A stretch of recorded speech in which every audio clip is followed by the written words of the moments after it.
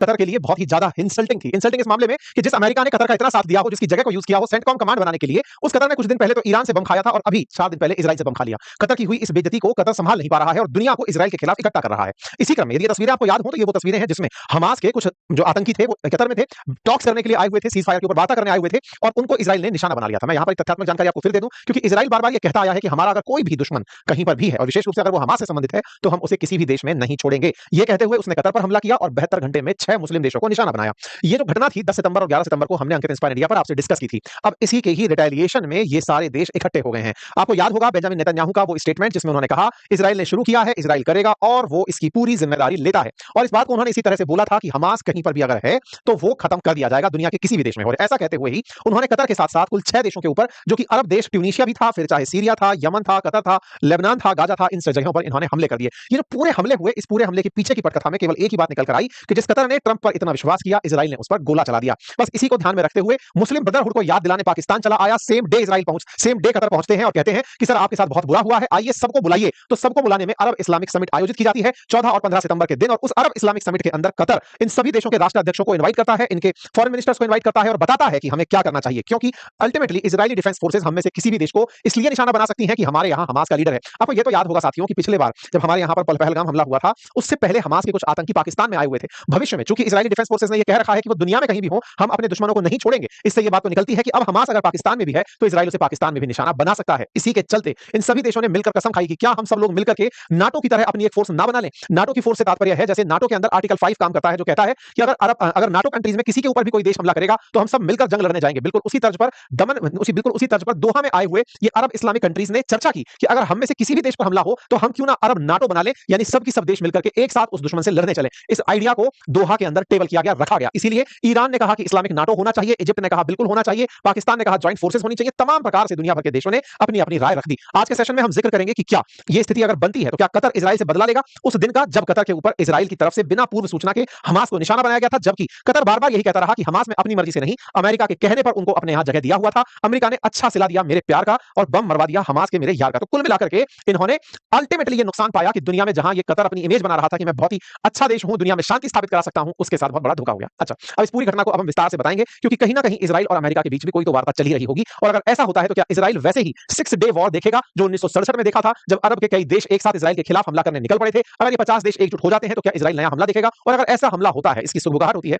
तो बाजार पर गहरा असर पड़ेगा। और ऐसे में बाजार से जुड़ी जानकारियों के लिए अगर आप चाहते हैं कि बाजार पर किस बात का कैसा असर पड़ता है, तो आप हमारे कोर्सेज जो फंडामेंटल ऑफ स्टॉक मार्केट और म्यूचुअल फंड्स हैं, आप उन्हें बातें बाजार की एप्लीकेशन से एक्सेस कर सकते हैं। History, geography, Syria, Bahrain, Comoros, Djibouti, Egypt, Iraq, Jordan, Kuwait, Lebanon, Libya, Mauritania, Morocco, Oman, Palestine, Qatar, Saudi Arabia, Somalia, Sudan, Syria, Tunisia, UAE और यमन, ये सारे के सारे जो देश हैं, कुल मिलाकर 22 देश। असल में ये गल्फ के आसपास, यानी कि ये वाला जो अरेबियन गल्फ है इसके आसपास, और अरब वर्ल्ड जो उत्तरी अफ्रीका वाला हिस्सा है यहां पर पाए जाते हैं। इन 22 देशों का एक समूह है जिसे लीग ऑफ अरब स्टेट कहा जाता है। और इसके पीछे और कोई भी बहुत बड़ा कंटेक्स्ट नहीं है कि इन्हें अरब स्टेट क्यों कहा जाता है, बस इसलिए कि साहब यहां पर अरेबिक भाषा बोली जाती है। 22 देश हैं, प्रीडोमिनेंटली ये सभी देश मुस्लिम देश हैं और ये एक जैसी कल्चर, एक जैसी भाषा, एक जैसा लिटरेचर साझा करते हैं। ठीक है साहब। इसी तरह से पूरी दुनिया के जो इस्लाम को मानने वाले देश हैं उनमें से 57 देशों का एक समूह है जिसको ऑर्गेनाइजेशन ऑफ इस्लामिक कोऑपरेशन कहा जाता है। इसका उद्देश्य होता है इस्लाम को लेकर के आपस में एक दूसरे का साथ देना।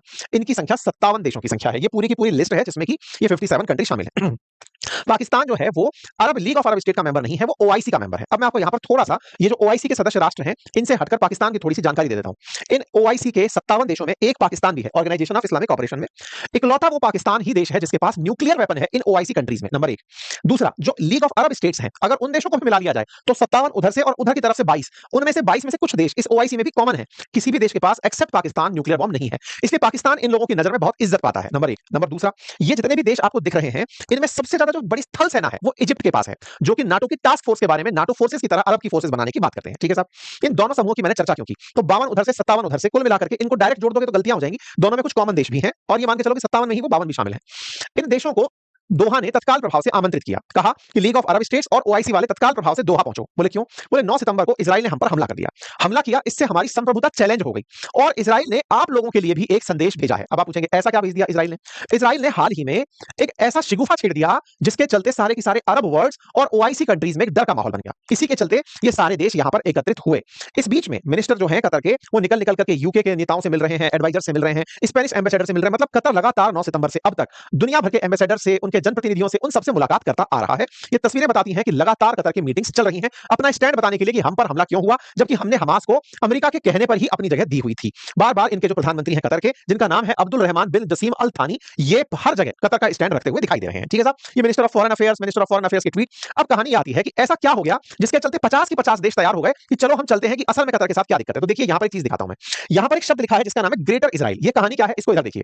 यहां पर मिनिस्ट्री ऑफ फॉरेन अफेयर्स अपने द्वारा मतलब लिखता है कि demonstrate Israel continued defines of international will and charter of United Nations has made evident by repeated statement from Israeli officials concerning annexation of Palestinian land and their pursuit of Greater Israel।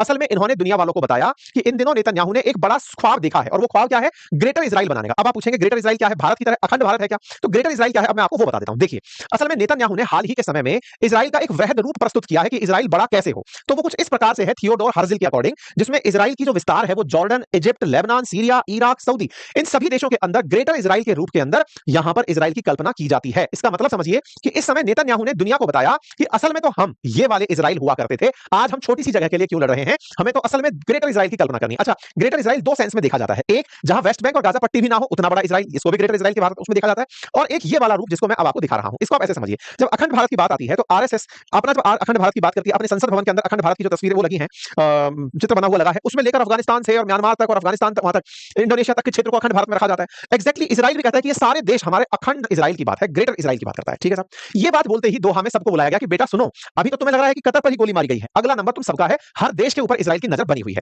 Greater Israel बकायदा एक Wikipedia page भी बना हुआ है जिसमें greater Israel के दोनों part, जिसमें इजराइल बिना गाजा पट्टी, सॉरी विद गाजा और वेस्ट बैंक को साथ मिलाकर के ग्रेटर इजराइल और एक बड़ा वाला इजराइल मैंने आपको बता दिया। अच्छा, अब ये सब बातें याद क्यों दिलाई गई? क्योंकि दोहा चाहता था कि ये सारे देश एकत्रित हो, यानी कतर चाहता था कि सारे देश एकत्रित हो और इजराइल को लेसन सिखाएं। अब लेसन सिखाना क्या पहली बार की बात है क्या? नहीं, एक बार ऐसे ही अरब देश इकट्ठे हुए थे इजराइल को लेसन सिखाने के लिए वर्ष 1967 में। वर्ष 1967 में 6 दिन के लिए लेके 5 जून से 11 जून तक अरब वर्ल्ड के सारे देशों ने, जो भी प्रमुखता से जिन्हें लगता था कि फिलिस्तीन नाम का एक देश होना चाहिए, इजराइल सर्वाइव नहीं करना चाहिए, उन्होंने मिलकर इजराइल पर हमला कर दिया था।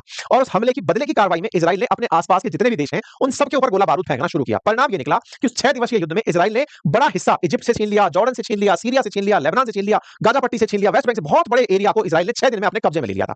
वो जो 6 दिन का युद्ध था जिसमें अरब के बहुत सारे देश इजराइल के खिलाफ लड़े थे, कुछ वैसी ही कल्पना अब की जा रही है कि कहीं ऐसा तो नहीं कि कतर इन 50 देशों को एक साथ नाटो के नाम पे एकत्रित तो किए, पर इनमें एक जनरल कंसेंसस बना करके इजराइल पर हमला कर दिए। ठीक है साहब, अब मैं आपको थोड़ा सा इजराइल का ब्रीफ में इतिहास दे देना चाहता हूं, हालांकि हम इसे मल्टीपल टाइम डिस्कस कर चुके हैं, बट फिर भी एक बार के लिए मैं आपके साथ में इसे साझा करना उचित समझूंगा। देखिए 1918 से 1947 के बीच में ब्रिटिशर्स के कहने पर पैलेस्टीनियंस के बीच में जूस आकर बसना शुरू हुए थे। शुरुआत में इनकी परसेंटेज 6% थी, जो 1947 तक बढ़ते हुए 33% तक पहुंच गई थी। 1947 में धीरे-धीरे जूस की संख्या पैलेस्टाइन में बढ़ते हुए 55% तक होने लगी और अरब लोगों की संख्या 45% तक ही रहने लगी। धीरे-धीरे पैलेस्टीनियंस बाहर निकलने लगे, अरब लोग जूस लोग जो है यहां पर बढ़ने लगे। पैलेस्टीनियंस को जगह छोड़ता देख करके अरब के बहुत सारे देशों ने पैलेस्टीनियंस के हितों में इजराइल से लड़ने का निर्णय लिया। बस उसी युद्ध के अंदर 1967 में बड़ा युद्ध छिड़ा। इजराइल ने उन आसपास के तमाम देशों को जो फिलिस्तीन के समर्थन में आए थे जंग करने के लिए, उन्हें एक-एक करके पछाड़ना शुरू किया। 5 जून 1967 से लेकर 11 जून 1967 तक चले इस युद्ध में इजराइल के खिलाफ जॉर्डन, मिस्र, इराक, कुवैत, सीरिया, सऊदी अरब, सूडान, अल्जीरिया, इन सब ने एक साथ मिलकर हमला बोला था। इन सबको उसने एक ही साथ पछाड़ दिया था। इस 6 दिवसीय युद्ध में इजराइल ने अपना महत्व स्थापित करते हुए इजिप्ट से सिनाई पेनिनसुला तक छीन लिया था, जिसकी शर्म के चलते इजिप्ट के पीएम को अपने पद से इस्तीफा तक देना पड़ गया था। नासिर को अपने पद से इस्तीफा देना पड़ गया था। लाखों की संख्या में लोगों की जान गई, बड़ी संख्या में लोग विस्थापित हुए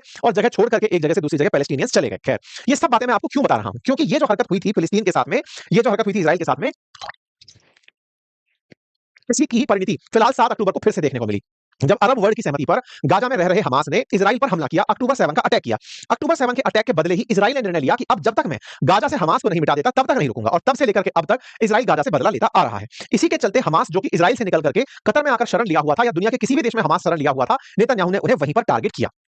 कतर ने ये सारी बातें जो फॉरेन मिनिस्टर्स को बताई थी, ये फिर राष्ट्राध्यक्षों को भी बताई। आज के दिन नाटो बनाने की तर्ज पर बहुत सारे देश आकर के एकत्रित हुए दोहा में। असल में नाटो के बारे में मैंने पहले भी बताया है, अमेरिका ने अपने समर्थन में 32 देशों का एक समूह बना रखा है जिसे नाटो कहा जाता है, जिसका उद्देश्य है आर्टिकल 5 के तहत किसी भी देश पर हमला हो उसके लिए बदला लेने जाना। बिल्कुल वैसे ही इन देशों ने कल्पना की कि इजराइल का हमला हम में से किसी के ऊपर भी हो तो क्यों ना हम मिलकर के एक अरब इस्लामिक नाटो फोर्स बना ले, जो कि इजराइल के खिलाफ कभी भी एक्शन लेने के लिए तैयार रहे। इस प्रपोजल को रखा गया, आज के दिन रखा गया। बाकायदा जो यहाँ के आमिर हैं दोहा के, कतर के, उन्होंने दुनिया भर के जितने भी राष्ट्राध्यक्ष पहुंचे उन सबका वेलकम किया, मतलब अपने साथ में बिठाया, चर्चा की कि कतर वास्तविकता में किस तरह की स्थिति से गुजर रहा है, और उन सबको ऐसे ही एहसास दिलाया जैसे जेलेंस्की यूरोपियन देशों को एहसास दिलाते हैं कि सर या तो बचा लो, नहीं तो फिर युद्ध की तैयारी देख लो। कुल मिलाकर यहां पर पहुंचे जितने भी बड़े राष्ट्राध्यक्ष थे 50 की 50 देशों के, उन सबको कतर के आमिर ने बताया कि देखो आज हम पर हमला हुआ है, अगर सब एक नहीं हुए तो किसी पर भी हमला हो सकता है। कुल मिलाकर के तमाम देश यहां पहुंचते हैं, 50 से अधिक देश यहां पर पहुंचते हैं, सब अपनी अपनी राय रखते हैं, और उन सभी रायों में एक कॉमन राय थी कि इजराइल को रोकना होगा, और इजराइल को रोकने के लिए जॉइंट टास्क फोर्स जैसी चीजें अगर हो तो बेहतर होगा। इजराइल ने यहां पर, कतर ने यहां पर एक चीज साफ करी, और वो ये कि साहब कुछ भी कहो, इजराइल नहीं चाहता कि उसके बंधक छूटे, क्योंकि अगर ऐसा होता तो वो यहां पर हम पर हमला नहीं करता, क्योंकि अल्टीमेटली उसकी जनता जब उस पर प्रेशर डालती है कि बंधकों को छुड़वाओ,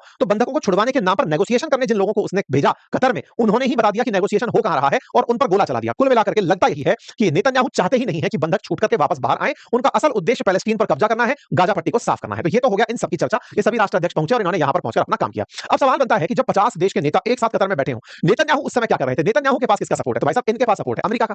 अमेरिका का सपोर्ट है, तो अमेरिका ने क्या किया? भाई साहब इन्होंने संदेश भिजवा रखा था कि देखो मेरे खिलाफ वहां लोग इकट्ठे हो रहे हैं, आपको समर्थन जुटाने आना होगा। बोले किसको भेजें? तो भाई साहब उन्होंने मार्को रूबियो को भेजा, अमेरिका वालों ने। बाकायदा मार्को रूबियो जिस समय ये सारे देश मिलकर के दोहा में कतर का साथ दे रहे थे, उधर से अमेरिका के विदेश मंत्री इजराइल की यात्रा पर आए। इजराइल की यात्रा पर आए और बाकायदा इनके साथ में उस वॉल पर गए, जहां पर इन्हें वेस्टर्न वॉल पर गए, जहां पर इन्हें इजराइल से सॉलिडरिटी दिखानी थी, हमास के खिलाफ प्रतिबद्धता जाहिर करनी थी। ये वो वॉल है जिसको लेकर के असल में यरूशलेम में बड़ा संघर्ष चलता रहता है। बेंजामिन नेतन्याहू यहां पर इन्हें लेकर पहुंचते हैं और साफ कहते हैं कि आपके और हमारे एक जैसे ही तो उद्देश्य है, हमास का खात्मा। हम उसी काम में लगे हुए हैं। हमें बड़ा अच्छा लगा यूएस के सेक्रेटरी ऑफ स्टेट से मिलकर के। बाकायदा मार्को रूबियो भाई साहब जितनी देर तक वहां बैठ करके ये लोग चर्चा करते रहे, मार्को रूबियो पूरे समय इजराइल में बैठे रहे। इजराइल में बैठ करके नेतन्याहू ने पूरी दुनिया को ये बता दिया कि अमेरिका हमारे साथ है। बाकायदा उन्होंने पूरे सारे मैसेज लिखे, इसमें लिखा कि it is obvious that Israel has no better ally than America. बिल्कुल वैसा की वैसा ही America has no better ally than Israel. ना तो तुम्हारे पास हमसे बेहतर कोई मित्र है और ना हमारे पास तुमसे बेहतर कोई मित्र है, हम एक दूसरे के लिए हैं। भाई साहब नेतन्याहू ने पूरी दुनिया को ये बात खूब चिल्ला चिल्ला के बता दी कि दुनिया वालों जान लो अमेरिका हमारे साथ खड़ा है और इसीलिए ये हम कर रहे हैं। कल तो एक बात और गजब घटी और उसमें ये था कि नेतन्याहू ने बाकायदा मार्को रूबियो के सामने प्रेस कॉन्फ्रेंस को संबोधित करते हुए कहा कि आपकी जेबों में जितने भी मोबाइल है ना, समझो सबकी जेब में इजराइल है। ऐसा क्यों बोला गया? क्योंकि जो मदरबोर्ड्स हैं या जो चिप्स लगी हैं मोबाइल की, वो सब इजराइल की देन है। इजराइल इस बात का ही सबसे बड़ा दम पालता है कि टेक्नोलॉजी चलती कहीं से भी हो, उनकी खोज इजराइल में ही होती है, इजराइलियों द्वारा होती है। खैर फिलहाल के लिए यहां से मार्को रूबियो नेतन्याहू को शांत करके कि भैया रुक जाओ, मत मारो किसी को भी। अब दूसरी तरफ यहां से उतर करके अब वो जा रहे हैं मार्को रूबियो कतर की यात्रा पर। और कतर जाएंगे इसलिए ताकि अमेरिका के खिलाफ जो कतर के दिमाग में थोड़ा भाव दुर्भावना पैदा हुई है कि तुम्हारा सेंट कौन हमारे यहाँ बैठा है, फिर भी हमारे यहाँ गोले पड़ रहे हैं, उनको मनाने जाएंगे। ट्रंप से पूछा गया सर आपको पता है कि ऐसा ऐसा हुआ, इजराइल ने कतर के साथ ऐसा किया, तो इन्होंने कहा उन्होंने गलती की, ऐसा नहीं करना चाहिए था, वो नहीं जानते कि कतर हमारा कितना बड़ा मित्र है। कुल मिलाकर के अब नाटो की जतरा ही कुछ फोर्स बना ले तो ही शायद इजराइल के इरादों से बच पाएंगे। अदरवाइज इजराइल तो पूरा मन बना करके हमास को दुनिया के किसी भी कोने में खोज कर मारने की तैयारी कर रहा है। आप लोगों को इस तैयारी को देखकर क्या लगता है कि क्या वाकई में ये संभव हो पाएगा? जैसे अमेरिका ने नाटो बना लिया, ऐसे ही क्या ये 50 देश मिलकर के इजराइल के खिलाफ अरब नाटो बना पाएंगे? ऐसा संगठन बना पाएंगे जो कि इजराइल के हमला करते ही एक साथ ये सब की सब टूट पड़े? क्या आपको वाकई में लगता है? तो कमेंट